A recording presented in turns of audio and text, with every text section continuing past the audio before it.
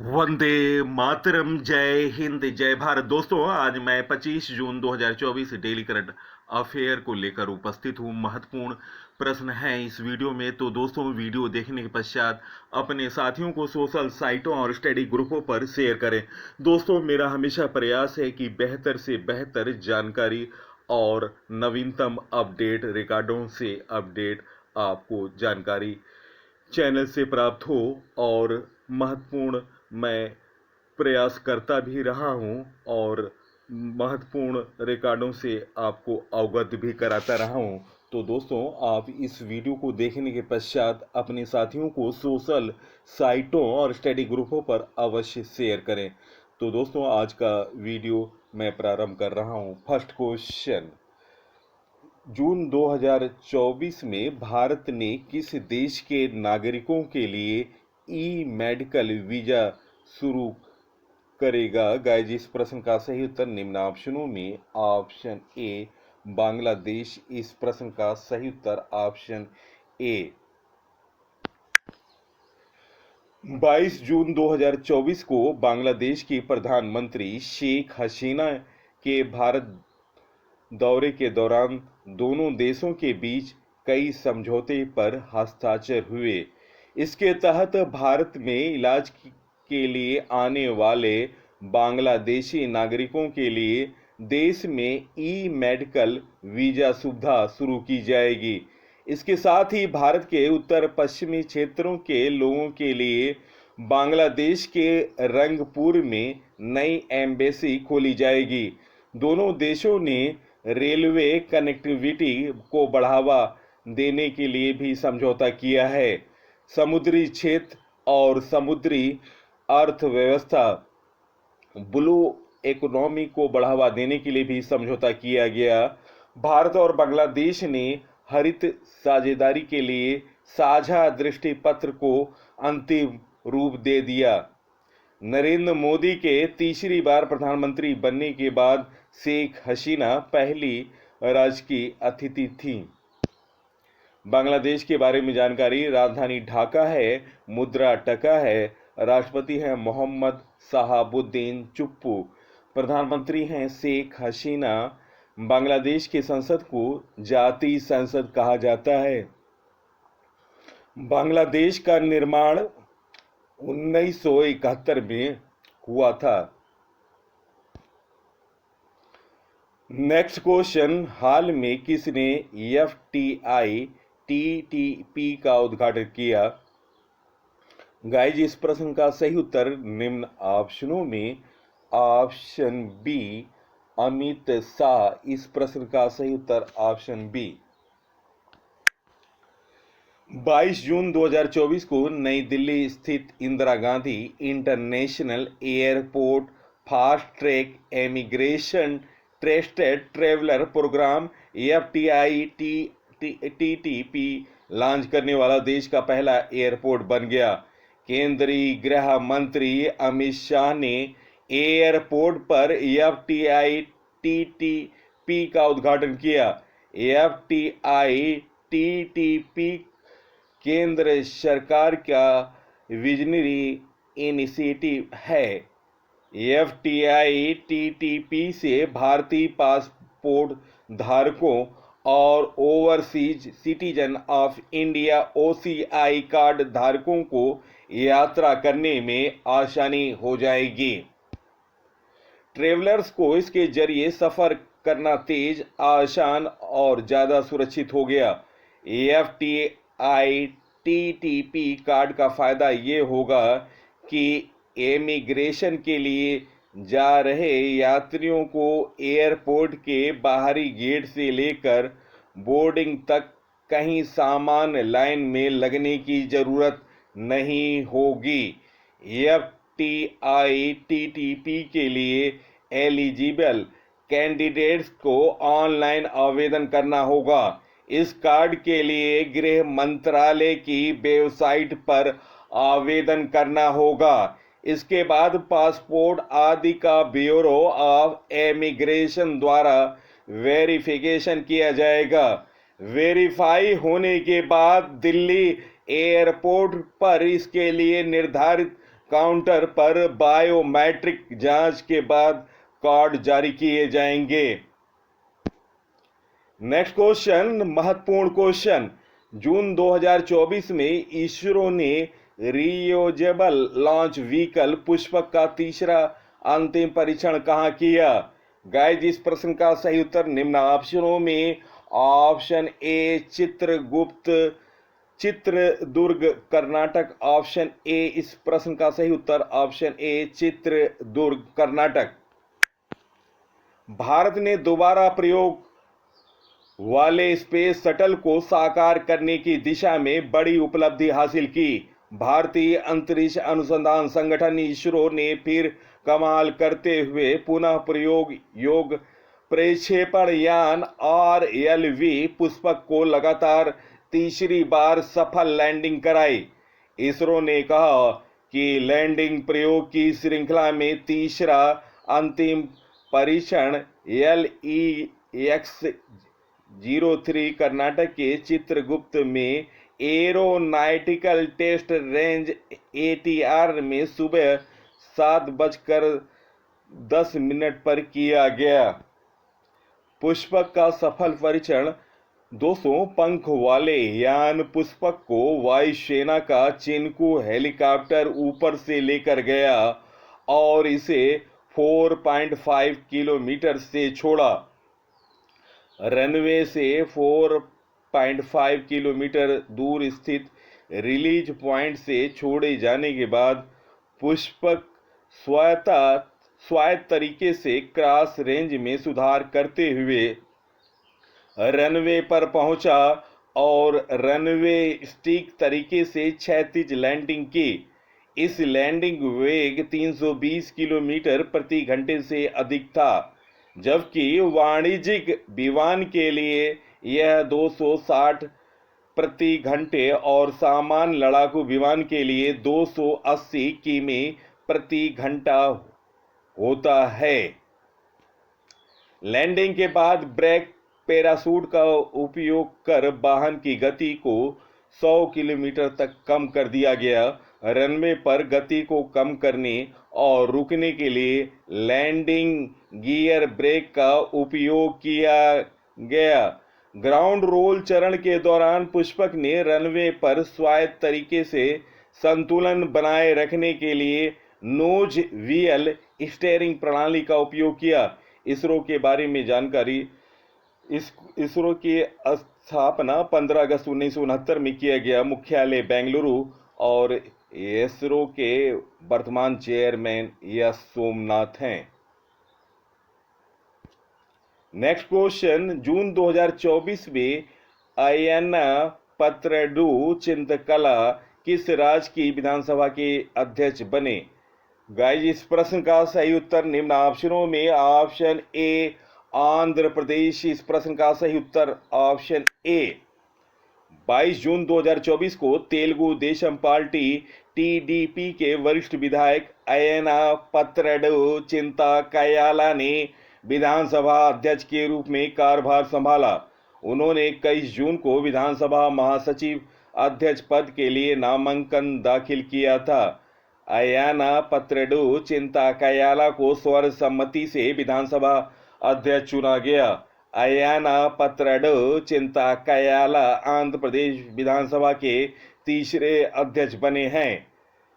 जी बुचैया चौधरी ने सत्र के दौरान प्रोटेम स्पीकर के रूप में काम किया। अय्यना पत्रडु चिंतकयाला 6 बार TDP की पार्टी से विधायक चुने गए। 1996 से 1998 के दौरान अन्नाकापल्ली क्षेत्र से सांसद भी बने। उन्होंने 2014 से 2019 तक आंध्र प्रदेश सरकार में कैबिनेट मंत्री के रूप में काम किया है। अय्यना पत्रडु चिंतकयाला का जन्म 4 सितंबर 1957 को आंध्र प्रदेश के रश्मीपट्टनम में हुआ था। नेक्स्ट क्वेश्चन, हाल में भारतीय दूरसंचार नियामक प्राधिकरण ट्राई का नया सचिव किसे नियुक्त किया गया? गाइस, इस प्रश्न का सही उत्तर निम्न ऑप्शनों में ऑप्शन ए अतुल कुमार चौधरी, इस प्रश्न का सही उत्तर option A. Atul Kumar Chaudhary TRAI के सचिव नियुक्त हुए। अतुल कुमार चौधरी को वी रघुनंदन के स्थान पर भारतीय दूरसंचार नियामक प्राधिकरण ट्राई का नया सचिव नियुक्त किया गया। 1989 बैच के आईटीएस अधिकारी चौधरी वर्तमान में यूआईडीएआई में उप महानिदेशक है और 2 वर्ष की प्रतिनियुक्ति पर हैं। ट्राई का फुल फॉर्म है telecom regulatory authority of India. Try की स्थापना 1997 में हुआ था। मुख्यालय नई दिल्ली। अध्यक्ष हैं अनिल कुमार लोहाटी। हाल में नई नियुक्तियां। बीएसएनएल में निदेशक उद्यम सुधाकर राव पापा को नियुक्त किया गया। गृह मंत्रालय ने अश्वनी कुमार को दिल्ली नगर निगम का आयुक्त नियुक्त किया। धनलक्ष्मी बैंक ने अजीत कुमार केके को प्रबंध निदेशक बनाया। अनुराग बत्रा को अंतर्राष्ट्रीय टेलीविजन अकादमी का सदस्य चुना गया। तिरुमाला तिरुपति देवस्थान के लिए नए एग्जीक्यूटिव ऑफिसर जे श्यामला राव नियुक्त हुए। उपेंद्र द्विवेदी नए थल सेना प्रमुख नियुक्त हुए। इंद्रपाल सिंह बिंद्रा सीसीआई के सचिव नियुक्त हुए। राकेश रंजन को कर्मचारी चयन आयोग का अध्यक्ष नियुक्त किया गया। राजप्रीत सिंह ग्रामीण विकास विभाग के निदेशक नियुक्त हुए। Global wind energy council India ने गिरीश तांती को नया अध्यक्ष नियुक्त किया। यूवीसीई के पहले निदेशक एस त्रिपाठी को नियुक्त किया गया। सुरमा पाड़ी उड़ीसा विधानसभा की दूसरी महिला अध्यक्ष बनी। लोकसभा का प्रोटेम स्पीकर भर्तृहरि महताब बने। भारती एक्स ने नया अध्यक्ष नियुक्त किया। अखिल गुप्ता को बीएल के अध्यक्ष और प्रबंध निदेशक नियुक्त किए गए। मनोज जैन को आईएमसी चैम्बर ऑफ कॉमर्स के अध्यक्ष संजय मारीवाला बने। बीएसएनएल में निदेशक उद्यम नियुक्त हुए सुधाकर राव पापा। दोस्तों, मैंने महत्वपूर्ण जानकारी आपको दी, आप इसे नोट डाउन करें। नेक्स्ट क्वेश्चन, हाल में किस इंस्टीट्यूट के छात्र कलश गुप्ता ने विश्व की सबसे बड़ी कोडिंग प्रतियोगिता जीती? गाइस, इस प्रश्न का सही उत्तर निम्न ऑप्शनों में ऑप्शन बी आईआईटी दिल्ली इस प्रश्न का सही उत्तर है। आईआईटी दिल्ली के छात्र कलश गुप्ता ने विश्व की सबसे बड़ी कोडिंग प्रतियोगिता जीती है। आईआईटी दिल्ली के सीएसई छात्र कलश गुप्ता ने 87 देशों के 1 लाख से अधिक प्रतिभागियों के साथ टीसीएस कोड वीटा सीजन 10 में शीर्ष स्थान हासिल किया। गिनीज वर्ल्ड रिकॉर्ड द्वारा मान्यता टीसीएस कोड वीटा विश्व की सबसे बड़े प्रोग्रामिंग प्रतियोगिता है। उपविजेता चिली और ताइवान से थे। कलश गुप्ता को आईआईटी दिल्ली के निदेशक प्रोफेसर रंगन बनर्जी ने सम्मानित किया। नेक्स्ट क्वेश्चन, हाल में किस देश के 5400 से अधिक शरणार्थी मणिपुर के नागा जिले में शरण चाहते हैं? गाइस, इस प्रश्न का सही उत्तर निम्न ऑप्शनों में ऑप्शन बी म्यांमार इस प्रश्न का सही उत्तर है। म्यांमार के शरणार्थी नवंबर से अस्थायी बस्तियों में रह रहे हैं। नागा संगठनों का कहना है कि काल्पनिक खतरे की आशंका नागा गांवों में भय का माहौल पैदा कर रही है। शरणार्थियों की वापसी और असम राइफल्स को हटाने की मांग कर रहे हैं। म्यांमार की राजधानी नेपियडा है। मुद्रा कयात है। राष्ट्रपति हैं you win Myint. Next question, कौन भारत का 9वां सबसे बड़ा फूड एक्सपोर्ट बना? गाइस, इस प्रश्न का सही उत्तर निम्न ऑप्शनों में ऑप्शन ए यूएई। 21 जून 2024 को भारतीय मरीन प्रोडक्ट्स डेवलपमेंट अथॉरिटी के चेयरमैन डी.वी. स्वामी ने कहा कि यूएई भारत के लिए 9वां सबसे बड़ा सी फूड एक्सपोर्टर बन गया। यूएई ने भारत से 1.78 million metric ton sea food खरीदा। वित्त वर्ष 2023-24 के दौरान भारत दुनिया भर में सबसे ज्यादा सी फूड एक्सपोर्ट करने वाला देश बन गया। इस दौरान भारत ने 7.38 बिलियन डॉलर का 1.78 million metric ton sea food export किया है। भारत ने सबसे ज्यादा फ्रोजन झींगा एक्सपोर्ट किया है। मध्य पूर्व में फ्रोजन झींगा का टोटल एक्सपोर्ट 28,571 मीट्रिक टन हुआ। पिछले वित्त वर्ष के मुकाबले भारत के मर्चेंडाइज एंड सर्विस एक्सपोर्ट में 6% बढ़ोतरी हुई।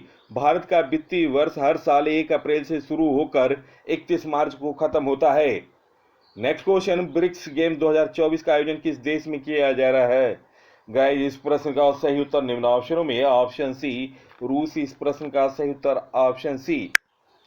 ब्रिक्स खेलों का आयोजन रूस के कजान में किया जा रहा है। इन खेलों में भारतीय महिला और पुरुष टेनिस टीम ने कांस्य पदक जीता। यह एक अंतर्राष्ट्रीय बहुखेल प्रतियोगिता है जिसमें आर्थिक संघ ब्रिक्स से जुड़े देश भाग लेते हैं। 2023 का आयोजन साउथ अफ्रीका में हुआ था। संस्करण था 15वां और वर्तमान 2024 का आयोजन स्थल था कजाना, रूस और यह संस्करण था 16वां। ब्रिक्स के बारे में जानकारी। ब्रिक्स 5 देशों का समूह है। पहले इसे ब्रिक के नाम से जाना जाता था, लेकिन 2010 में दक्षिण अफ्रीका के नाम से जाना जाता था, लेकिन 2010 में दक्षिण अफ्रीका के शामिल होने पर ब्रिक्स नाम से बदल गया। स्थापना 2006 में हुआ था। फर्स्ट ब्रिक्स समिट 2009 में हुआ। मुख्यालय शंघाई, चीन। ब्रिक्स के सदस्य देश हैं ब्राजील, रूस, भारत, चीन और दक्षिण अफ्रीका। 5 नए सदस्य बने हैं हाल में: मिस्र, इथियोपिया, ईरान, सऊदी अरब और संयुक्त अरब अमीरात। नेक्स्ट क्वेश्चन, ब्रिक्स गेम 2024 में भारत ने कुल कितने मेडल जीते? गाइस, इस प्रश्न का सही उत्तर निम्न ऑप्शनों में ऑप्शन ए 29 मेडल जीते। ऑप्शन ए इस प्रश्न का सही उत्तर है। दोस्तों, ब्रिक्स गेम 2024 के बारे में जानकारी। रूस के कजान शहर में इसका आयोजन हुआ और यह आयोजन हुआ 12 से 23 जून 2024 और ब्रिक्स खेल आयोजन होता है ब्रिक्स के द्वारा। जिस देश के द्वारा ब्रिक्स शिखर सम्मेलन की मेजबानी की जाती है, इस देश में ब्रिक्स गेम्स आयोजित किए जाते हैं। 2024 में ब्रिक्स शिखर सम्मेलन रूस में हुआ। दोस्तों, पहला स्थान किसने प्राप्त किया उसके बारे में जानकारी। पहला स्थान रूस ने हासिल किया। 262 गोल्ड, 141 सिल्वर, 99 ब्रॉन्ज। टोटल पदकों की संख्या रही 502। तो दोस्तों, ये पदक टैली है और पहला स्थान रूस ने हासिल किया। 262 गोल्ड, 141 सिल्वर, 99 ब्रॉन्ज। टोटल पदकों की संख्या हुई 502। दूसरे स्थान पर बेलारूस रहा जिसने 55 स्वर्ण पदक, 85 सिल्वर और 107 ब्रॉन्ज जीता और टोटल पदकों की संख्या रही 247। चाइना तीसरे स्थान पर रहा, 20 गोल्ड, 24 सिल्वर, 18 ब्रॉन्ज सहित 62 पदक जीते।